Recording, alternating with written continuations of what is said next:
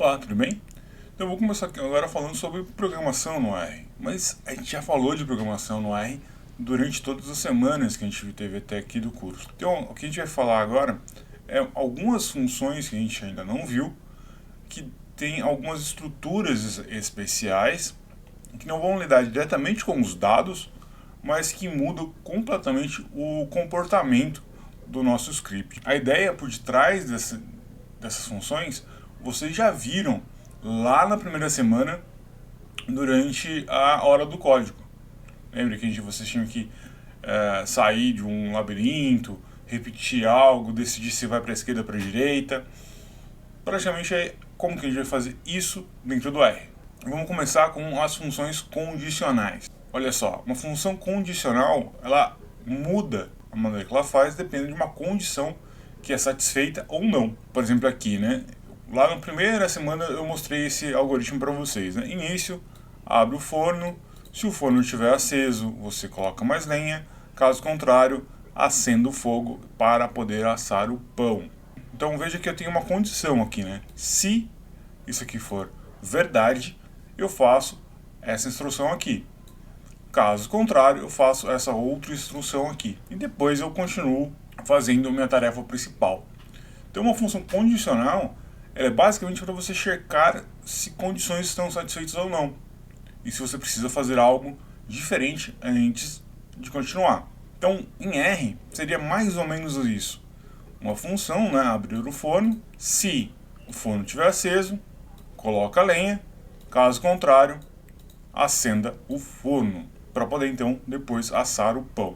Uma grafia um pouquinho diferente, mas a ideia é basicamente essa. Nós já falamos de função condicional lá atrás, quando eu falei da função if-else, né, para fazer seleção de dados.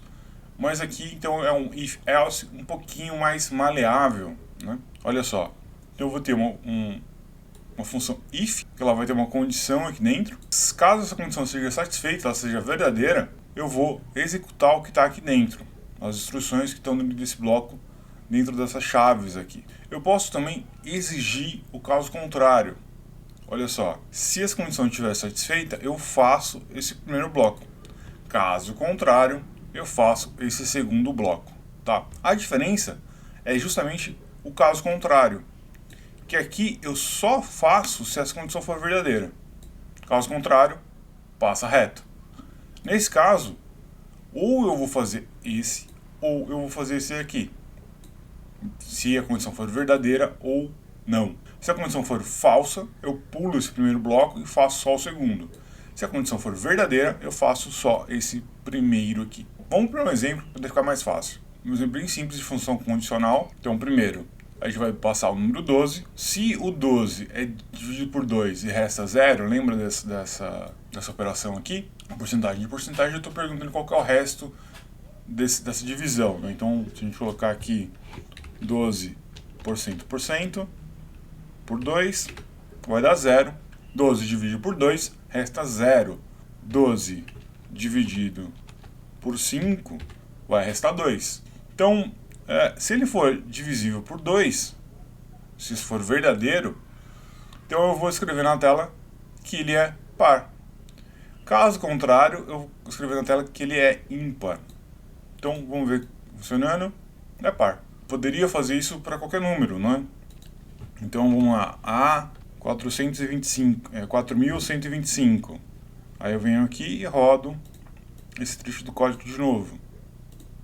É ímpar, né? Terminado em 5. Se essa condição aqui for verdadeira, apenas o código que está entre essas duas chaves aqui vai ser executado.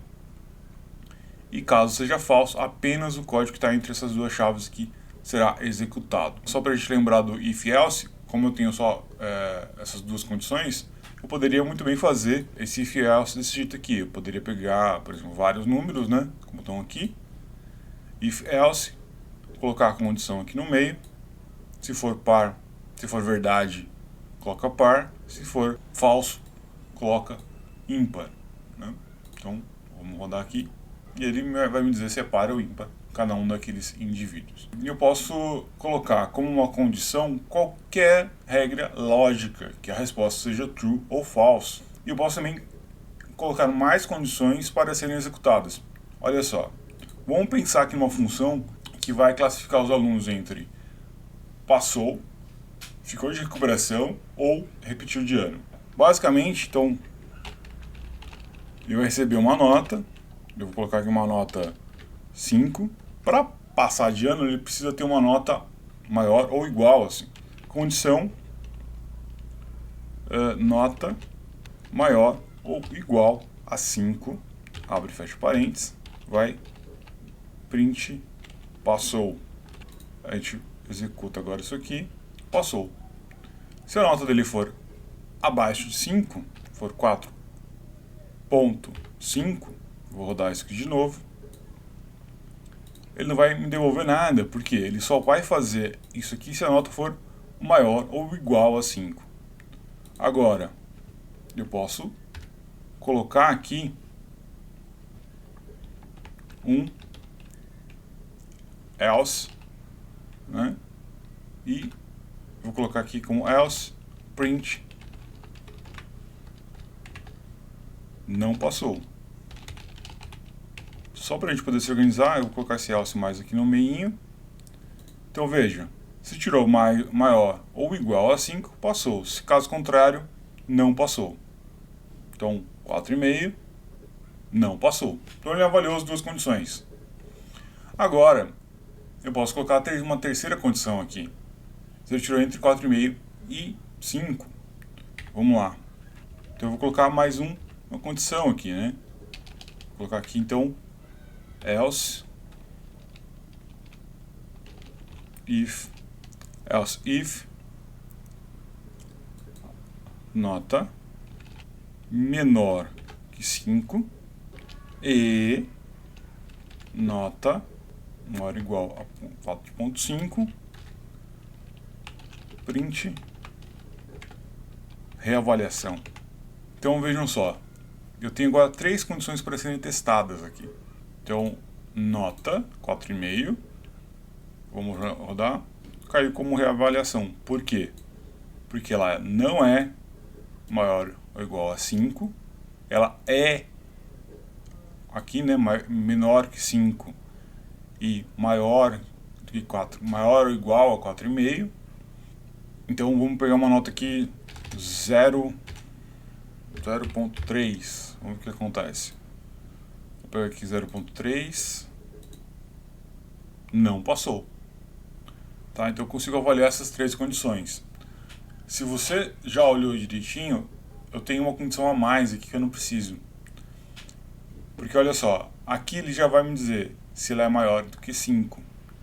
Se ela não for maior do que 5, já vai entrar nessa outra condição aqui. Então eu não preciso testar de novo essa porção aqui. Eu posso tirar esse E daqui.